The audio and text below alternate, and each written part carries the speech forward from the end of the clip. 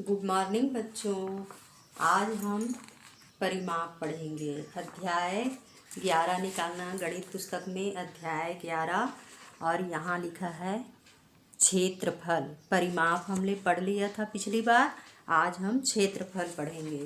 तो क्षेत्रफल किसको बोलते हैं? जैसे कि हमने ये बॉक्स है,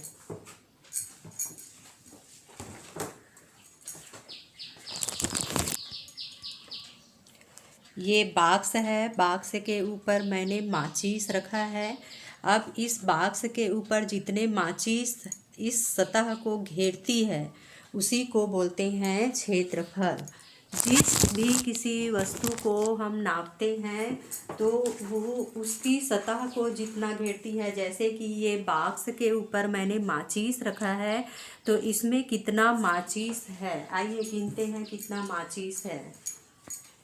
1 2 3 4 5 6 7 8 9 10 11 12, यानी कि इस बॉक्स के सतह का क्षेत्रफल होगा 12 माचिस के बराबर। क्या होगा? इस बॉक्स के सतह का क्षेत्रफल होगा 12 माचिस के बराबर। उसी तरह से हमारे पुस्तक को भी हम नाप सकते हैं, जैसे कि चूड़ी रख कर के नाप सकते हैं। आप लोगों के घरों में अपनी माँ की चूड़ी होगी, लड़कियों के पास चूड़ी रहती है, तो अपने चूड़ी को ऐसे गोल गोल गोल गोल रखोगे और जितनी चूड़ियाँ आपके इस पुस्तक में आएगा तो उस चूड़ी के जितना चूड़ी आएगा उतना चूड़ी के सतह के बराबर इस पुस्तक का क्षेत्रफल होगा। उसी तरह से मेज को, ये टेबल को, आपके घर में यदि टेबल होगा तो टेबल को इस पुस्तक से नापना। आपके पास जितने सारे ऐसी पुस्तकें रहेंगे वो सारे पुस्तकों को टेबल में रखना। कितने पुस्तक में टेबल भर गया तो उसका क्षेत्रफल होगा, टेबल का क्षेत्रफल बराबर जितना पुस्तक से भरा उतना पुस्तक के बराबर होगा। तो इसी तरह से इसी को बोलते हैं हम क्षेत्रफल। उसकी कितनी जगह घेरती है उसको बोलते हैं क्षेत्रफल।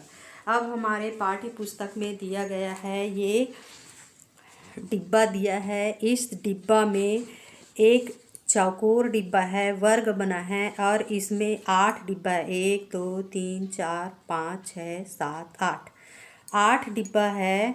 तो इस डिब्बे का क्षेत्रफल क्या होगा? 8 डिब्बे के बराबर।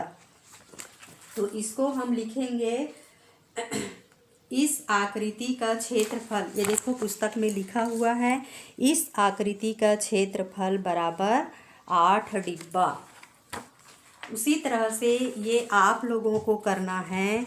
ये जो इसके अंदर में जो चित्र दिया है, इसमें देखो कितना डिब्बा बना है, इसमें कितना डिब्बा बना है, इसमें कितना डिब्बा बना है और इसमें कितना डिब्बा बना है। ये सारे डिब्बा को गिन करके आपको लिखना है इस आकृति का क्षेत्रफल बराबर कितना डिब्बा है। तो पहला वाला गिनते हैं अपन, 1 2 3 4 5 6 7 8 9।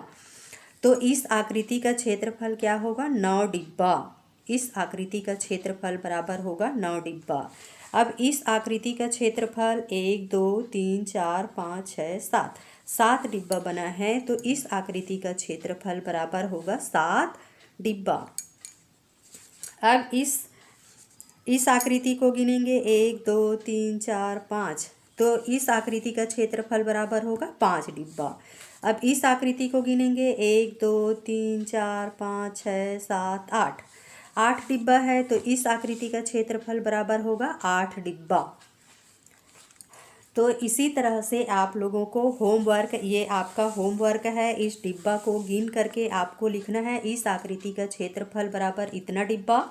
इस आकृति का क्षेत्रफल बराबर इस डिब्बा को गिन के लिखना, इतना डिब्बा है। इस आकृति का क्षेत्रफल बराबर इतना डिब्बा, इस आकृति का क्षेत्रफल बराबर इतना डिब्बा।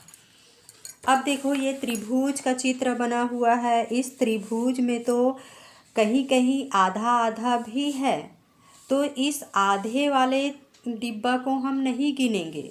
इसमें पूरा डिब्बा गिनाएगा। जैसे कि चूड़ी वगैरह नापोगे तो जिसका पूरा चूड़ी जिसमें आ रहा है उतने ही सतह को आप जोड़ोगे और वो चूड़ी को नापोगे, और जो खाली जगह बचेगा पुस्तक में, क्योंकि चूड़ी गोल होता है और हमारा पुस्तक है जो चौकोर है, तो चूड़ी को ऐसे रखोगे गोल गोल तो यहाँ पर कुछ कुछ जगह छूटेगी।